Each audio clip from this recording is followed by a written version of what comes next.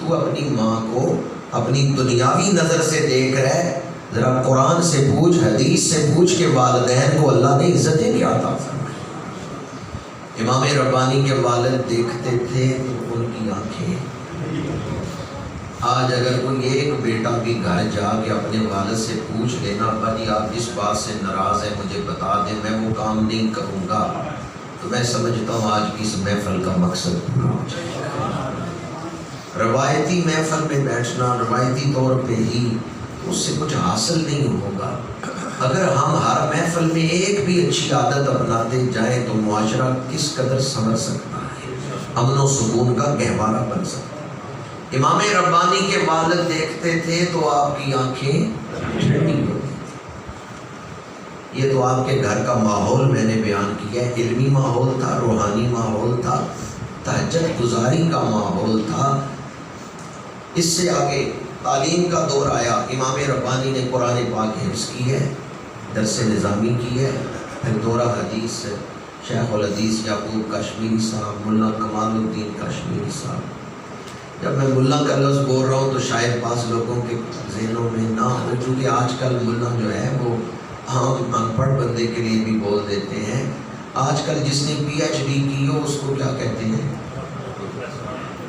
Doctor, جو P H D کی ہوئی ہے۔ کسی زمانے میں پی ایچ ڈی کرنے والے کو ملا کہتے ہیں۔ جس کے شاگرد جو ہے نا وہ بڑے بڑے شیخ الحدیث ہیں، وہ شیخ الحدیثوں کا استاد ہے، اسے ملا کہہ رہے ہیں۔ لیکن ہمارے ہاں انداز نے الفاظ کے معنی بدل دیے، تدحیق کے انداز میں کہا نا وہ صوفی ادھر ہو تو صوفیوں کی تدحیق ہو گئی، تو صوفی کوئی معلوم نہیں۔ اگر لہجے میں ادب ہو، ادب کے لہجے سے کوئی لفظ بولا جائے تو اس لفظ کو بھی 4 چاند لگ جائے۔ تو ہمارے ہاں یہ لفظ بھی بے ادبی سے بولا جاتا ہے، حالانکہ ملا کسی دور میں علم کا نشان تھا کہ یہ اتھینٹک ہے، یہ بڑا مستند شخص ہے۔ ملا کمال الدین کاشمیری رحمۃ اللہ تعالیٰ علیہ سے آپ نے اس دور میں حدیث اور تفسیر کے علوم پڑھے۔ امام ربانی صرف عالم نہیں تھے بلکہ چوٹی کے عالم۔ 17 سال کی عمر میں آپ تفسیر بیضاوی، بخاری شریف، ہدایہ شریف، مشکات شریف اور شرح مواقف پڑھا رہے تھے۔ پڑھ رہے تھے یا پڑھا رہے تھے؟ 17 سال عمر ہے، تفسیر بیضاوی پڑھا رہے ہیں، ہدایہ پڑھا رہے ہیں، بخاری شریف پڑھاتے ہیں۔ 17 سال کی عمر۔ یہ تو آپ نے سنا ہوگا کہ فقہ کے 4 امام ہیں، امام اعظم ابو حنیفہ، امام مالک، امام شافعی، امام احمد بن حنبل۔ ہم سارے امام اعظم ابو حنیفہ کی تقلید کرتے ہیں۔ امام ربانی بھی مقلد تھے امام اعظم ابو حنیفہ کے، لیکن علم میں وہ کمال آپ کو حاصل تھا کہ آپ چاروں فقہوں میں مطابقت پیدا کر سکتے۔ اور یہ بات کوئی فقیہ ہی جانتا ہے کہ میں نے کیا بیان کیا۔ جس ہستی کو ہم مجدد الفسانی کہتے ہیں، علم نہ ہو بندہ کار تجدید سر انجام دے نہیں سکتا۔ جس کو آپ نے کہہ دیا مفسر قرآن، اس کا مطلب یہ ہے کہ اس میں قرآن کے علوم، اصول تفسیر، دیگر علوم جو قرآن کی تفسیر کے لیے ضروری ہیں وہ سارے اس کے سینے میں موجود ہیں۔ اور جب آپ نے کسی کو کہا یہ مجدد ہے، اس کا مطلب ہے یہ مفسر بھی ہے، یہ محدث بھی ہے، یہ فقیہ بھی ہے، ان میں سارے علم موجود ہیں، ورنہ وہ کار تجدید نہیں سر انجام دے سکتے۔ فقہ حنفی میں ریشمی مسلح پہ نماز نہیں پڑھی جا سکتی،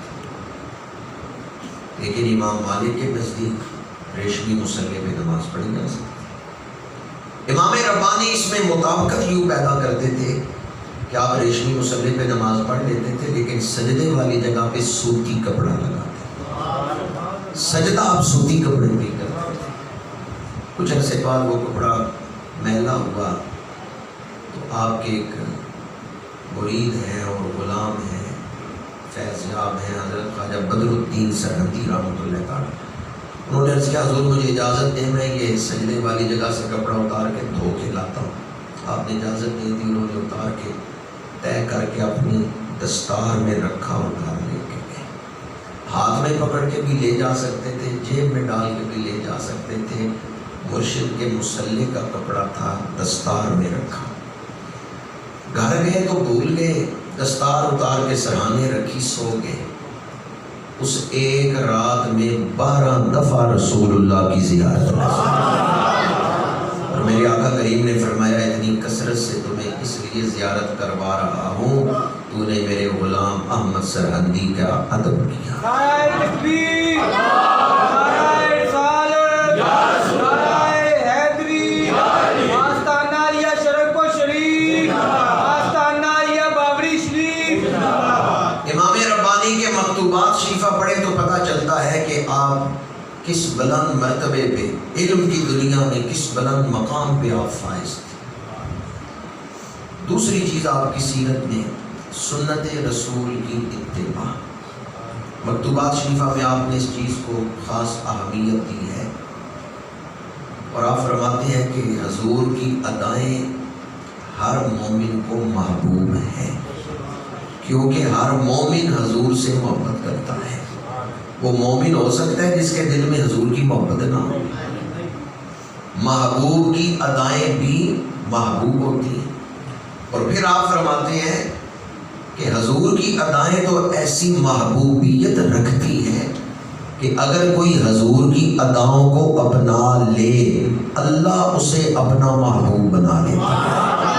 پھر آپ یہ آیت لکھتے ہیں قُلْ إِن كُنتُمْ تُحِبُّونَ اللَّهَ فَاتَّبِعُونِي يُحْبِبْكُمُ اللَّهُ، کہ حضور کی ادائیں ایسی محبوبیت رکھتی ہیں، جو حضور کی اداؤں کو اپنا لیتا ہے اللہ اسے اپنا محبوب بنا لیتا ہے۔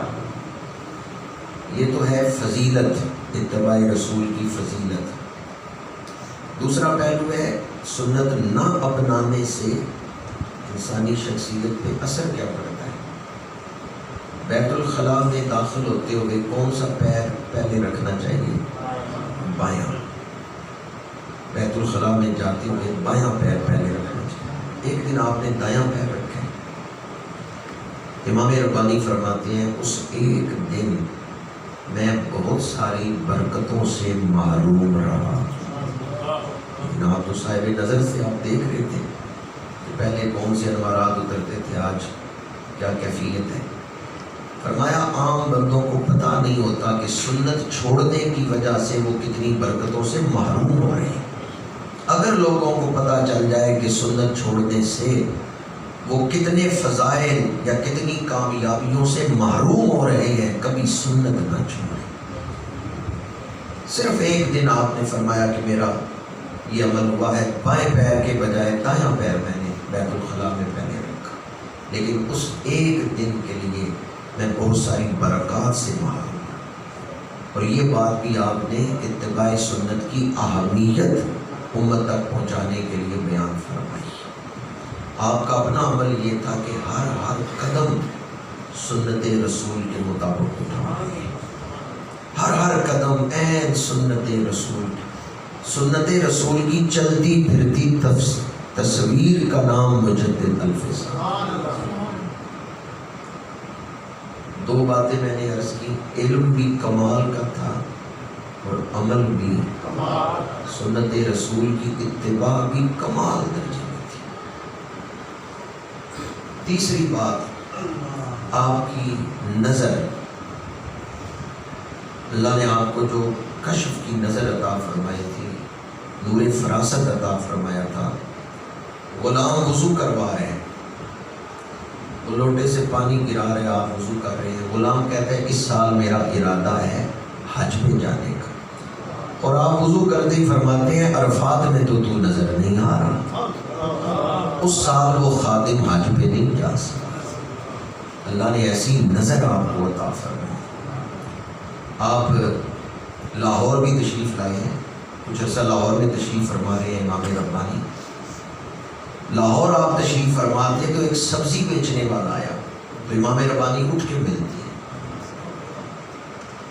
اور بڑا استقبال کر کے پاس بٹھایا، گفتگو کرتے رہے۔ جب وہ جانے لگا تو الوداع کرنے کے لیے حجرے سے باہر نکلے، تو جو آپ کے خادم تھے وہ آپس میں گفتگو کر رہے ہیں کہ آج ایک سبزی فروش کا اتنا آپ نے ادب کیا ہے، اتنی محبت کی ہے، یوں اٹھ کے ملے ہیں، الوداع کرنے گئے ہیں۔ پتہ نہیں اس میں کیا راز ہے. ہمارے شیخ نے آج ایک سبزی بیچنے والے سے اتنی محبت کی ہے. آپ واپس آ رہے تھے, آپ نے یہ بات سن لی, مصلی پہ بیٹھتے ہی فرمایا یہ وقت کا کتب ہے, اپنے آپ کو چھپانے کے لیے سبزی بیچ رہا ہے, پر لوگوں کی نظر سے چھپا سکتا ہے, عام سرحدی کی نظر سے تو اپنے آپ کو نہیں چھپا سکتا. فرمایا یہ کتب ہے, اپنے آپ کو چھپانے کے لیے اس نے سبزی بیچنے کا کام شروع کیا ہوا ہے. کئی لوگ, کئی بزرگ ایسے ہیں اپنے آپ کو چھپانے کے لیے اس طرح کے کام کرتے تھے. اگر شہرت ہوگی پھر لوگ آئیں گے, پھر وہ اپنے مسائل, پھر ان کو توجہ دینی پڑے گی, اپنی ڈیوٹی میں فرق آئے گا, تو وہ ادھر سے توجہ ہٹانا ہی نہیں چاہتے تھے, اس لیے وہ اپنے آپ کو چھپا کے رکھتے تھے. اٹھ بلیا چل اوتھے وسیع جتھے سارے انے, نہ کوئی ساڈی ذات پچھاڑے نہ کوئی سانو. کہ سبزی بیچنے والا آیا تو امام ربانی نے دیکھ لیا ہے کس مقام میں. آپ اجمیر شریف بھی تشریف لے گئے. اجمیر شریف قیام کے دوران آپ کے جو خادم تھے حبیب احمد ان کا نام ہے, وہ فرماتے ہیں میں نے 70,000 دفعہ کلمہ شریف پڑھ کے آپ کے ملک کیا. آپ نے سارے ثواب کیا معمول کے مطابق. ایک دن گزر گیا, دوسرے دن فجر کے بعد معمولات سے فارغ ہو کے بیٹھے ہیں تو آپ نے مجھے بلایا. حبیب احمد بیان کرتے ہیں اجمیر شریف میں آپ نے مجھے بلایا, میں حاضر ہوا. آپ نے فرمایا کہ کل تو نے 70,000 دفعہ کلمہ شریف پڑھ کے میرے ملک کیا اور میں نے سارے ثواب کیا. اس وقت میں دیکھ رہا تھا زمین پہ اتنے فرشتے نازل ہوئے دل دھرنے کی جگہ تھی. زمین پہ اس قدر فرشتے نازل ہوئے. پھر فرمایا میری بات پہ شک نہ کرنا, یقین کرنا, اس قدر فرشتے نازل ہوئے. پھر فرمایا میں تمہیں اپنی بات بتاتا ہوں کہ تم نے جو 70,000 دفعہ میرے ملک کیا کل کلمہ شریف کا ورد کر کے, اس کے ثواب کی برکت خود ذاتی طور پہ مجھے کیا ملی ہے. آپ فرماتے ہیں آپ کے 3 بچے فوت ہو چکے تھے, 2 بیٹے اور 1 بیٹی. خواجہ محمد عیسیٰ, حضرت صاحبزادہ محمد فرخ اور بی بی ام کلثوم, آپ کے یہ 3 بچے اس وقت فوت ہو چکے تھے. آپ فرماتے ہیں روزانہ تہجد کے بعد جب میں بیٹھتا تھا تو ان تینوں کی روحیں مجھ سے تقاضا کرتی تھیں کہ میں انہیں کوئی تحفہ بھیجوں. تو میں 500 دفعہ کلمہ شریف پڑھ کے روز بھیجتا تھا, اور جب تک میں 500 دفعہ کلمہ شریف پڑھ کے انہیں سال ثواب نہیں کرتا تھا, ان تینوں میرے بچوں کی روحیں مجھ سے یوں تقاضا کرتی تھیں جیسے بچے ماں کے گرد پھرتے ہیں نا روٹی کے لیے, اور جب تک ماں نہیں دیتی وہ تقاضا کرتے رہتے ہیں, اور ماں ان کو روٹی دے دے تو وہ آرام سے بیٹھ جاتی ہے.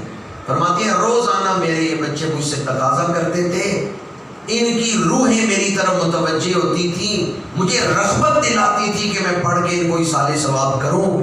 لیکن کل جو تو نے 70,000 دفعہ کلمہ شریف پڑھ کے محنت کی ہے, اصال ثواب میں میں نے انہیں بھی شامل کر لیا تھا. آج صبح انہوں نے تقاضا نہیں کیا, وہ کل کے ثواب میں ہی نشے کی کیفیت, اسی میں وہ سرشار ہے.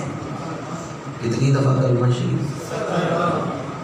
پہلے میں نے کہا آج اگر کسی نے گھر جا کے والد سے پوچھ لیا کہ ابا جی آپ مجھ پہ ناراض تو نہیں, اگر ناراض ہیں تو بتائیں کس بات سے میں وہ دور کرتا ہوں, تو میری گفتگو کا مقصد پورا ہو گیا. اگر کسی ایک نے بھی عمل کر لیا, دوبارہ عرض کر رہا ہوں, اگر کسی ایک شخص نے بھی 70,000 دفعہ کلمہ شریف پڑھنے کا ارادہ کر لیا, بے شک تھوڑا تھوڑا کر کے 1000 روزانہ پڑھ لیں تو, لیکن نیت کر لیں کہ 70,000 دفعہ پڑھنا ہے, تو اس کی برکتیں کتنی ہیں کہ اگر آپ اصال ثواب کریں روحیں سرشار ہو جاتی ہیں. اس قدر کلمہ شریف کے اندر اللہ نے شانیں رکھی. ایک دفعہ کلمہ شریف پڑھے, کائنات کے تمام خزانے ایک طرف, کلمہ شریف کا ثواب ایک. میں نے اب تک 3 چیزیں آپ کے سامنے بیان کی ہیں. امام ربانی کے علم کی جھلک, اتباع رسول کی جھلک, اور ان کی نظر کا کمال. علم بھی اس دور میں آپ یگانہ روزگار ہے, تقویٰ میں بلند ترین مقام پہ فائز, مستحبات تک کی آپ جو ہے وہ خیال رکھتے ہیں، مستحبات تک کی پیروی ہو رہی ہے، ان کو بھی نہیں ترک کرتے۔ اور تیسرا درجہ آپ کی نظر آنے والے کا روحانی مقام آپ ایک نظر میں دیکھیں۔ اب ذرا فیصلہ کریں، ایسی ہستی موجود ہو علم، عمل اور کشف میں بلند ترین مقام پہ، ان کے دور میں اگر کوئی اسلام کو مٹانا چاہے وہ آرام سے بیٹھ سکتی۔ انگریزوں کی حکومت تھی ادھر برطانیہ میں، یورپ میں، لوٹن مارتھر تحریک شروع ہوئی کہ کلیسا کو پارلیمنٹ سے الگ کر دو۔ اس کے اثرات ہندوستان میں پہنچے۔ آج کل ہمارے یہاں بھی کیا ہے، اس دور میں بھی کیا ہو رہا ہے، ادھر کے اثرات ادھر آ رہے ہیں۔ ایک تو لوٹن مارتھن نے، اس کو وہ انقلابی کہتے ہیں۔ کیوں انقلابی کہتے ہیں؟ کہ اس نے کلیسا اور پارلیمنٹ کو الگ کیا۔ تو اس کے نمائندے ہی اکبر بادشاہ کے پاس آئے، انہوں نے کہا یورپ بڑی ترقی کر گیا ہے۔ کیوں ترقی کر گیا ہے؟ اس نے لوٹن مارتھن نے علیحدہ کر دیا کلیسا کو اور پارلیمنٹ کو، تم بھی ایسا ہی کرو۔ ایک تو انہوں نے ایسے ذہن سازی کی، ورنہ یہ جو اکبر تھا یہ ابتدا میں بڑا نمازی تھا، فجر کی اذان پڑھتا تھا۔ مشیروں نے مشورے دے دے کے اس کو مرتد بنا دیا۔ تو مشیروں کے مشورے پر غور کرنا چاہیے کہ یہ قرآن و حدیث کے مطابق بھی ہے یا نہیں۔ ایک تو اکبر بادشاہ کو یہ مشورے دیے گئے۔ دوسرا مشورہ، یہاں اس علاقے میں تاریخ بیان کر رہا ہوں، اور تاریخ بیان کرنے میں وہ یہ نہ سمجھے کہ فلاں کے خلاف تقریر ہو رہی ہے۔ یہ پاکستان کا علاقہ، ہندوستان کا علاقہ، یہاں کوئی ایک شیعہ بھی نہیں تھا، کوئی ایک شیعہ بھی نہیں تھا اس علاقے میں، پاکستان یا ہندوستان میں۔ جو غزنی سے بادشاہ آئے ہیں، محمود غزنوی یا شیر شاہ سوری، یہ کٹر سنی تھے، لیکن جو مغلیہ بادشاہ ہیں ان میں بعض صحیح العقیدہ تھے، بعض ایسے جو لبرل تھے۔ ہمایوں جنگ ہار گیا شیر شاہ سوری سے، تو ہمایوں کی مدد کی ایران کے بادشاہ، صفوی خاندان کے بادشاہ، اس شرط پہ کہ میرا مذہب بھی ادھر آئے گا۔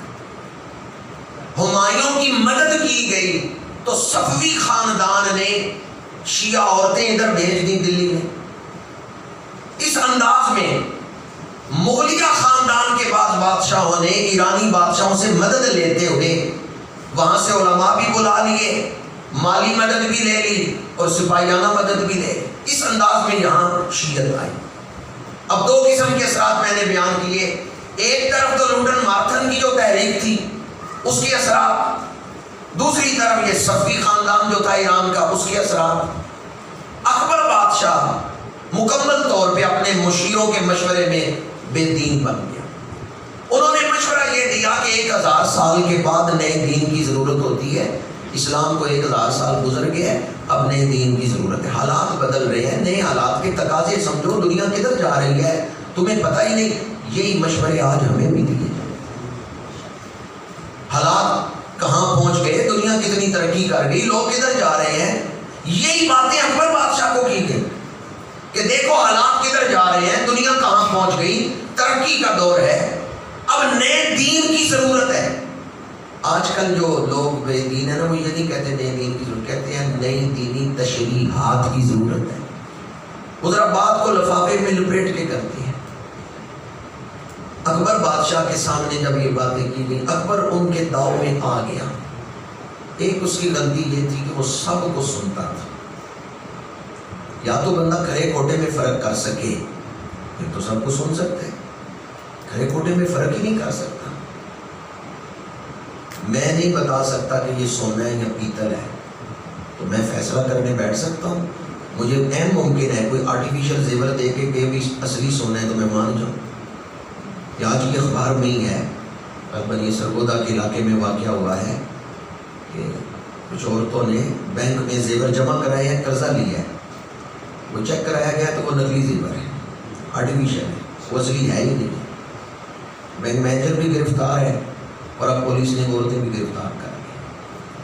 تو بندہ اصلی اور نقلی میں فرق نہ کر سکے تو اصلی اور نقلی میں فرق کرنے کی مسند پر نہیں بیٹھنا چاہیے۔ اکبر اس دور کے تمام مذاہب کو بلا کے ان کی باتیں سنتا تھا۔ اگر وقت اجازت دے تو میں 2-3 منٹوں میں تشریح کر دوں. اس کی اتنی ضرورت ہے کہ میں آگے نہیں بڑھ سکتا. آج کل آپ فیس بک استعمال کرتے ہیں, یوٹیوب استعمال کرتے ہیں, بے دینوں کی تصویریں بھی آتی ہیں. جی فلاں مولوی صاحب کی تقریر ہے, فلاں مولوی صاحب کی تقریر ہے. بعض نوجوان کھول لیتے ہیں, ذرا سنیں تو صحیح. کہ آپ کو یقین ہے نا اہل سنت و جماعت ہی سچے ہیں؟ جی کتنے فیصد؟ پھر آپ نے تقریر کیوں کھولی ہے بے دین کی؟ آپ کے اندر کون سی چیز ہے جس نے آپ کو اجازت دی ہے؟ وہ کون سی چیز ہے؟ کیا آپ کو اصول دین آتے ہیں؟ کیا آپ کو صرف نام کا پتہ ہے؟ آپ لہجوں سے متاثر ہو رہے ہیں, خوبصورت لفظوں سے متاثر ہو رہے ہیں؟ آپ کے اندر وہ کون سی چیز ہے جس نے آپ کو اجازت دی ہے کہ فلاں بے دین کی تقریر کھول کے سن لو؟ محدث ابن جوزی فرماتے ہیں, بعض لوگ سمجھتے ہیں محدث ابن جوزی صدیوں پرانے بزرگ ہیں, وہ فرماتے ہیں بعض لوگ اپنے آپ کو بے دینوں کے اثرات سے بچانا معمولی سمجھتے ہیں کہ میں بچا لوں گا, اثرات نہیں ہوں گے. حالانکہ جس نے وسوسے کا بیج تیرے سینے میں ڈال دیا اس نے کفر کا بیج تیرے دل میں ڈال دیا. وسوسہ کفر کا بیج ہے, اور شیطان کا کام ہے وسوسے ڈالتا ہے. دل میں ذرہ برابر بھی شک نہ آنے پائے, ذرے کا کروڑواں حصہ بھی دل میں شک نہ آنے پائے, اس بات پر 100% کامل یقین ہو کہ اگر سچا مذہب ہے تو داتا گنج بخش علی اجمیری کا. اور آپ اپنے مسلک کا تعارف موجودہ دور کے علماء سے بے شک نہ کرائیں. جب آپ سے کوئی پوچھے بھی تمہارا مسلک کیا ہے, آپ کے میرا مسلک وہ ہے جو داتا گنج بخش کا ہے.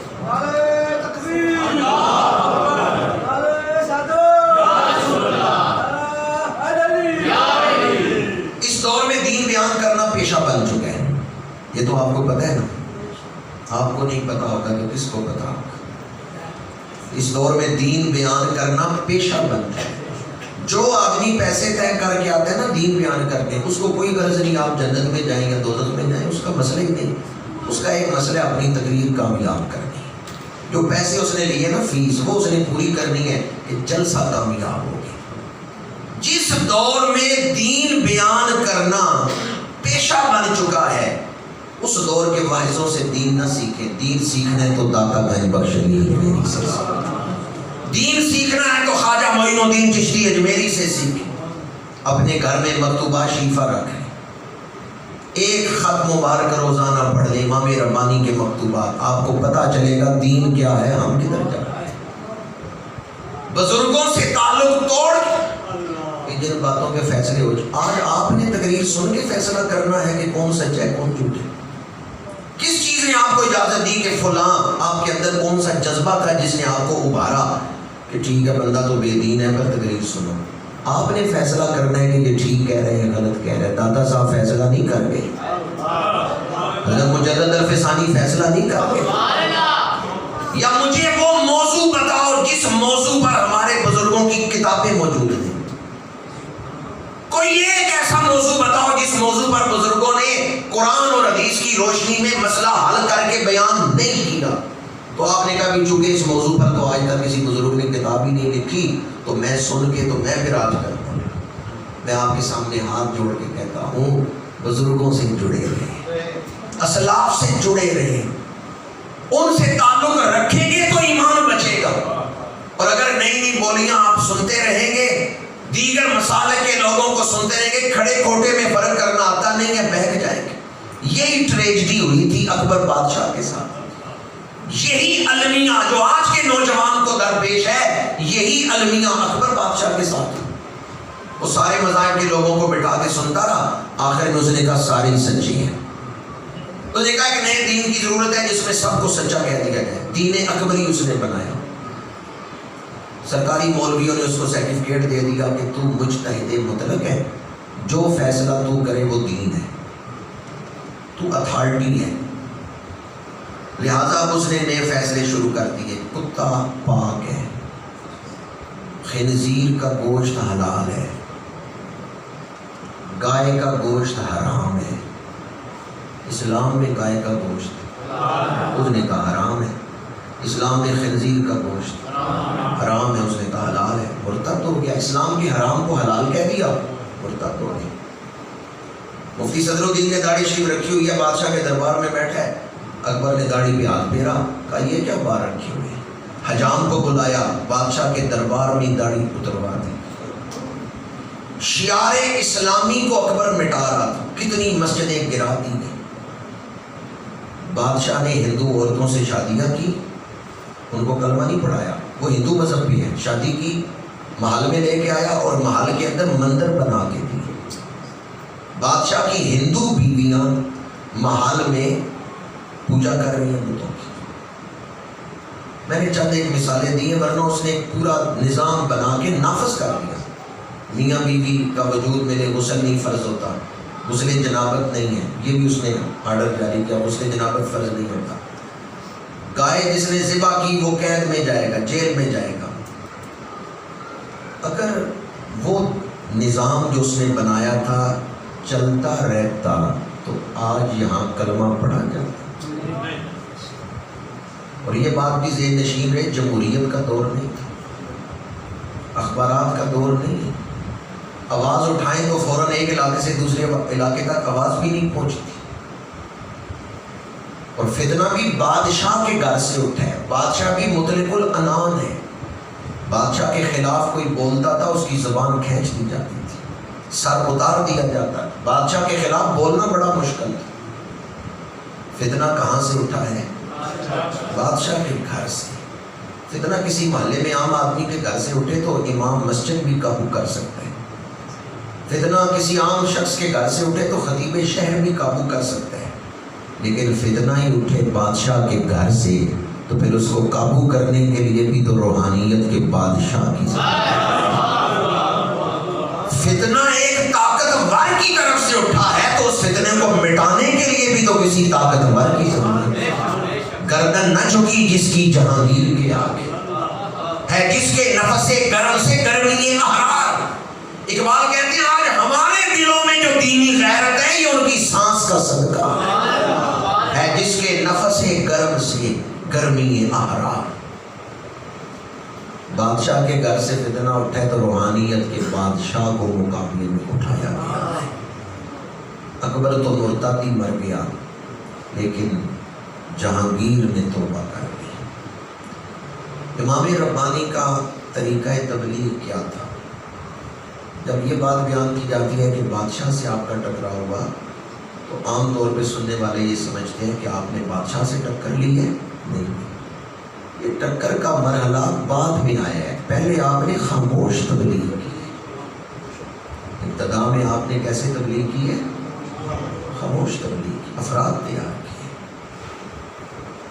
تیار کیے، خطوط لکھ کے بیٹھے، آپ سرہند شریف میں ہیں، کابل میں خط جا رہے ہیں، روم میں خط جا رہے ہیں، ترکی میں خط جا رہے ہیں، اور اس وقت بھی آپ کے جو زیادہ مریدین ہیں وہ ترکی میں ہیں، ترکی کا صدر بھی آپ کے سلسلے میں ہے، روم میں آپ کے اہل نسبت ہے، شام میں آپ کے اہل نسبت ہے۔ امام ربانی صرف ہندوستان کی شخصیت نہیں ہے، آپ عالمی شخصیت ہے۔ اس دور میں بھی مختلف علاقوں سے لوگ آپ کے پاس فیض یاب ہوئے، کابل میں آپ کی مریدین تھے۔ ابتداً آپ نے جو تبلیغ کی ہے وہ خاموش تبلیغ ہے، افراد سازی اور ذہن سازی، فکر و عمل کی تحریک تھی۔ آپ نے فکر بدلی ہے، سوچ بدلی ہے، اور علمی تحریک تھی، آپ نے لوگوں کو قرآن اور حدیث کی طرف متوجہ کی ہے۔ جہانگیر کا بیٹا فرخ آپ کا بیعت ہو گیا، آپ نے ایسے افراد تیار کیے ہیں کہ فوج میں جو سب سے بڑے عہدے پہ تھا اس وقت خانے خانہ وہ آپ کا بیعت ہو گیا ہے۔ امام ربانی کو جہانگیر نے بلایا دربار میں، اسے جب پتہ چلا آپ کے اثرات کا اور آپ کی تعلیمات کا، اس نے آپ کو دربار میں بلایا ہے، آپ نے سجدہ نہیں کیا۔ بادشاہ کو سجدہ کرنا یہ دربار کا پروٹوکول تھا، آپ نے سجدہ نہیں کیا۔ بادشاہ نے اس کو اپنی ذلت محسوس کیا، اس نے کہا مجھے سجدہ کریں، آپ نے سجدہ کیوں نہیں کیا؟ فرمایا کہ اللہ کا دین اس کی اجازت نہیں دیتا، سجدہ صرف اللہ کی ذات کے لیے ہے۔ درباری علماء بیٹھے ہوئے تھے، انہوں نے کہا جان بچانے کے لیے سجدہ تعظیمی کر سکتے ہیں، سجدہ عبادت نہ کرے، سجدہ تعظیمی کر لے، اور جان بچانے کے لیے جائز ہے، آپ کریں بادشاہ کو سجدہ۔ امام ربانی نے فرمایا جسے جان پیاری ہے وہ کر لے، مجھے ایمان پیارا ہے۔ بادشاہ کا بیٹا بھی دیکھ رہا تھا، بادشاہ کی عزت کا مسئلہ بن گیا، فاروق اعظم کا بیٹا سجدہ نہیں کر رہا، مرید آگے بڑھا فرخ امام ربانی کے پاس آ کے سرگوشی کے انداز میں کہتے ہیں حضرت کوئی درمیانی راستہ نکالیں، آپ کا فقر بھی بچ جائے، میرے باپ کی بادشاہی بھی بچ جائے، کوئی درمیانی راستہ نکالیں۔ امام ربانی نے فرمایا شہزادہ فرخ اگر ہم فقیر بھی درمیانی راہ نکالیں گے تو دین کا اصل چہرہ لوگوں کو مل جائے گا۔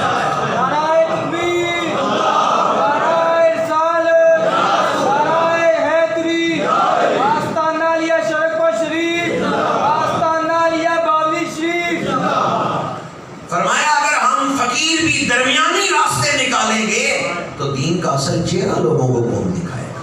میں سجدہ نہیں کروں گا، سجدہ نہیں کیا۔ بادشاہ نے پولیس بلوائی، گرفتار کیا، فرمایا انہیں قلعہ گوالیار میں قیدی بنا دو۔ قلعہ گوالیار میں آپ کو قید کر دیا گیا۔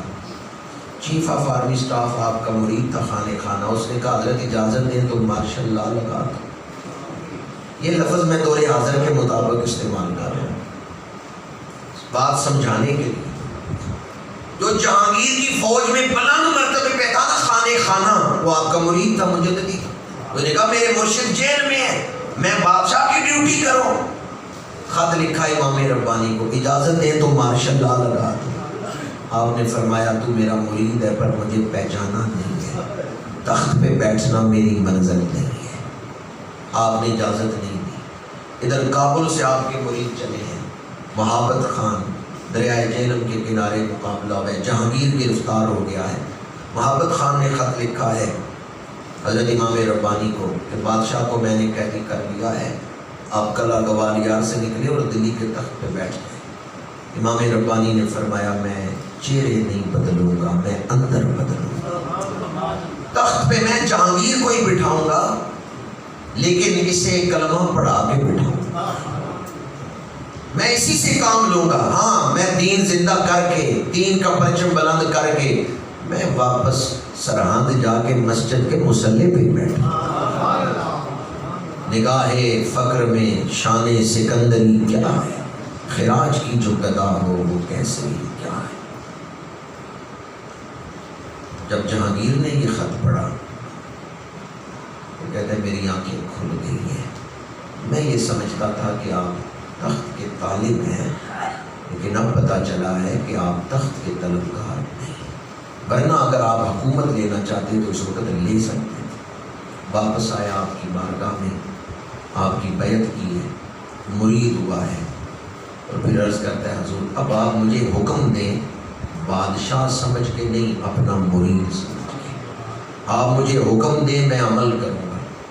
امام ربانی فرماتے ہیں تیرے باپ نے گائے ذبح کرنا جرم قرار دیا تھا، تو وزیروں مشیروں کو بلا کے گائے اپنے ہاتھ سے ذبح کر۔ جشن شعار اسلام منعقد ہوا ہے، جشن شعار اسلام، صدارت فرما رہے ہیں مجدد الفیصل، اور وقت نے چشم فلک نے یہ منظر دیکھا ہے، جہانگیر گائے ذبح کرنے کے لیے خود آگے بڑھ رہا ہے۔ امام ربانی نے فرمایا تھا تیرے باپ نے حکم دیا تھا گائے ذبح کرنا جرم ہے، شریعت محمدیہ کی پاسداری کے لیے تو اپنے ہاتھوں سے گائے ذبح کر، اور وزیر مشیر سارے بلا کے ان کو کھڑا کر کے منظر دکھایا کہ دیکھو اسلام کیا ہے۔ جتنے حکم اکبر بادشاہ نے دیے تھے جہانگیر نے وہ سارے معطل کر دیے، وہ سارے مٹا دیے۔ یہ کام کس نے کیا ہے؟ اکبر بادشاہ نے جو دین وضع کیا تھا، نافذ کیا تھا، وہ اسی طرح چلتا رہتا، اکبر کامیاب ہو جاتا اپنے مقصد میں تو اس خطے سے اسلام مٹا دیا جاتا۔ یہ اہل نظر سے پوچھیں مجدد الفسانی کا کتنا احسان ہے ہمارے، اپنے تو رہ گئے اپنے، بیگانوں نے بھی اس بات کو لکھا ہے PW آرنلڈ کی کتاب ہے دا پریچنگ آف اسلام، اس کا اردو میں ترجمہ محکمہ کا حکومت پنجاب نے کچھ عرصہ پہلے شائع کروایا تھا، دعوت اسلام۔ مجھے ناچیز کے پاس وہ ترجمہ موجود ہے۔ اس میں PW آرنلڈ لکھتا ہے کہ حضرت داتا گانی بخش علی حجویری رحمۃ اللہ تعالیٰ علیہ اور خواجہ معین الدین چشتی اجمیری رحمۃ اللہ تعالیٰ علیہ نے اس خطے میں اسلام پھیلایا ہے، لیکن ایک وقت ایسا آ گیا تھا جب ان کی محنتیں ضائع ہونے کا خطرہ تھا کہ داتا گانی بخش علی حجویری اور خواجہ معین الدین چشتی اجمیری کی محنتیں ضائع ہو جائیں گی۔ بادشاہ نے کئی مسجدیں گرا کے مندر بنوائے تھے، کئی مدرسے بند ہو گئے تھے، خطرہ پیدا ہو گیا تھا کہ ہندوستان سے بر صغیر سے مساجد گرا دی جائیں گی، مدرسے بند ہو جائیں گے، لوگ مسلمانوں والا نام نہیں رکھیں گے، یہ خطرہ پیدا ہو گیا تھا۔ لیکن اس وقت اپنے بزرگوں کی محنتوں کو بچایا ہے اور اسلام کا جھنڈا بلند کیا ہے تو شیخ احمد مجدد الف ثانی نے۔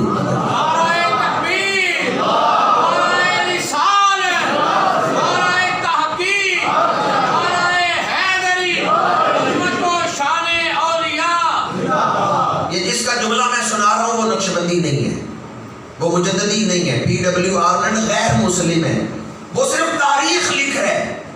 میں بات کروں گا تو ممکن ہے کوئی کہ عقیدت سے کر رہے ہیں، محبت سے کر رہے ہیں۔ PW آرنلڈ غیر مسلم تھا، پر جب وہ تاریخ لکھتا ہے کہتے ہیں بر صغیر میں داتا گانی بخش علی حجویری اور خواجہ معین الدین چشتی اجمیری کی محنتوں کو بچایا ہے تو مجدد الف ثانی نے بچایا ہے۔ بادشاہ نے جو فتنہ گڑھا تھا وہ 1000 سال کے لیے تھا کہ 1000 سال یہ دین چلے گا۔ جب فتنہ گڑھا گیا تھا بادشاہ کو اختیار دیا گیا تھا۔ ایک بات اختیار کی بھی کر جاؤں کہ یہ محفلیں ہیں جن سے شعور دین ملتا ہے۔ پارلیمنٹ کو یہ اختیار دے دینا کہ حلال حرام کو متعین کرے گا، یہ وہی کام ہے جو اکبر کے ساتھ کیا گیا تھا۔ پارلیمنٹ کسی ملک کی ہو، جو پارلیمنٹ ہے جس میں ہمارے نمائندے جاتے ہیں، وہ اپنی مرضی سے قانون بنا سکتے ہیں اگر یہ بات آئین لکھے، آئین حالانکہ پاکستان کے آئین میں یہ نہیں ہے، 1974 کے آئین میں ہے کہ پاکستان میں قرآن و حدیث کے خلاف کوئی قانون نہیں بن سکتا، لیکن اگر پارلیمنٹ کو یہ اختیار دے دیا جائے کہ پارلیمنٹ اپنی مرضی سے قانون بنا سکتی ہے تو اس کا مطلب وہی دین اکبری ہے۔ اکبر بادشاہ کو اختیار دیا گیا تھا کہ تم اپنی مرضی سے قانون بنا سکتے ہو، اور اس نے 1000 سال کے لیے نیا دین بنایا۔ جس ہستی نے وہ 1000 سالہ فتنے کو ختم کیا گیا انہیں مجدد الف ثانی کا۔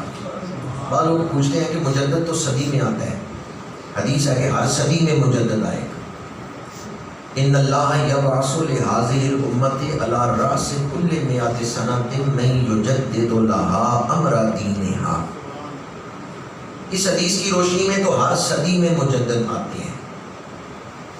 یہ الف ثانی کا تذکرہ کہاں ہے؟ بعض لوگ یہ سوال پوچھتے ہیں تو ہمارے علماء اس کا جواب یہ دیتے ہیں کہ جو فتنہ گڑھا گیا تھا وہ 1000 سال کے لیے تھا، اس 1000 سالہ فتنے کو جس نے مٹایا اس ہستی کو لقب دیا گیا مجدد الف ثانی۔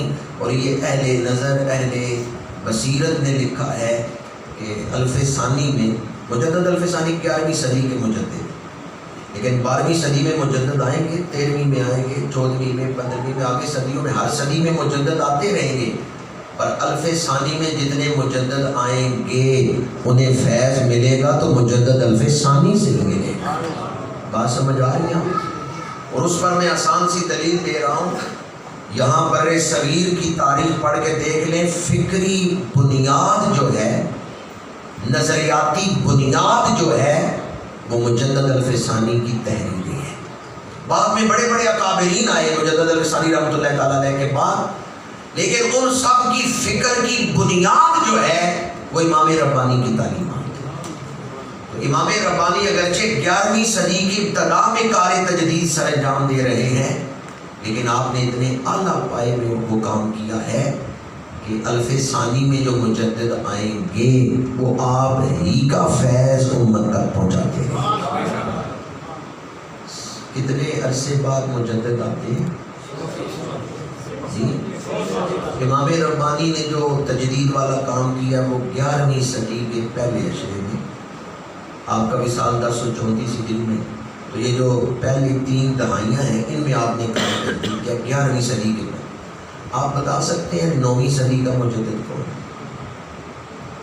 8ویں صدی کا مجدد؟ یہ مجدد کا لفظ جو ہے نا امام ربانی کے ساتھ ایسا خاص ہو گیا ہے کہ دوسری صدیوں کے مجددین کا لوگ نام بھی نہیں جانتے، حالانکہ مجدد تو آتے رہے۔ جب بھی یہ لفظ مجدد بولا جاتا ہے ذہن سیدھا سرحد شریف پہنچ جاتا ہے۔ ایسا کار تجدید آپ نے ایک سر انجام دیا ہے، حالانکہ مجدد پہلی صدیوں میں بھی آتے رہے ہیں، لیکن یہ لفظ مجدد یوں منسوب ہو گیا ہے شیخ احمد سرہندی کے ساتھ کہ جب بھی یہ لفظ بولا جاتا ہے مجدد صاحب نے یہ فرمایا، مجدد الف ثانی نے یہ فرمایا۔ صرف لفظ مجدد بھی بولے تو ذہن آپ ہی کی طرف چلا جائے، مجدد پاک نے یہ فرمایا۔ اس انداز میں آپ نے کار تجدید سر انجام دی ہے۔ میں اپنی گفتگو کو ان الفاظ پر ہی سمیٹتا ہوں۔ آج بھی ہمارے اسلاف کی محنتوں کو ضائع کرنے کے لیے مختلف ہیلوں بہانوں سے سازشیں تیار کی جاتی ہیں، لیکن ہم ان میں مبتلا ہو جاتے ہیں اور احساس نہیں کرتے کہ کس طرح ہمارے اسلاف نے محنتیں کر کے قربانیاں دے کے دین بچایا۔ دین رہے گا، دین کو نقصان نہیں ہوگا۔ ہاں ہمارا امتحان ہے کہ ہم کیا کرتے ہیں۔ آنے والا دور اسلام کا ہے، کوئی جی کرے یا چاہ کرے، اب آنے والا دور اسلام کا ہے۔ دنیا نے کمیونزم بھی دیکھ لیا ہے، کنفیوشس کے کلمہ پڑھنے والوں نے بھی سب کچھ دیکھ لیا ہے، اب دنیا اسلام کی طرف بڑھ رہی ہے۔ اقبال کہتے ہیں شب گریزاں ہوگی آخر جلوۂ خورشید سے، یہ چمن معمور ہوگا نغمۂ توحید سے۔ آنے والا دور اسلام کا ہے، اور اسلام ہمارا محتاج نہیں ہے۔ اللہ خود اپنے رازوں سے واقف ہے اور اللہ خود طاقتوں والا ہے، وہ اسلام کو پھیلانا جانتا ہے۔ ہاں ہم اگر خیال نہیں کرتے، وفا نہیں کرتے، تو ہم اپنے لیے دوزخ منتخب کریں۔